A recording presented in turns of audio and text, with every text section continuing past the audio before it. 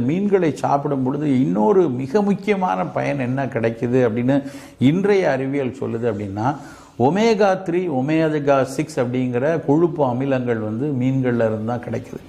இந்த omega 3 omega 6 பற்றி நடக்காத ஆராய்ச்சிகளே இல்லைன்னு சொல்லலாம்.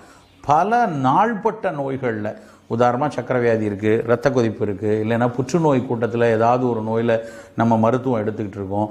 அப்போ நமக்கு நிறைய ஆன்டி ஆக்சிடென்ட்ஸ் வேணும். நாட்பட்ட நோய்கள் எல்லாத்துக்குமே இந்த ஒமேகா 3 ஒமேகா 6லேருந்து வரக்கூடிய ஆன்டி ஆக்சிடென்ட்ஸ் மிக மிக அவசியமாக இருக்குது.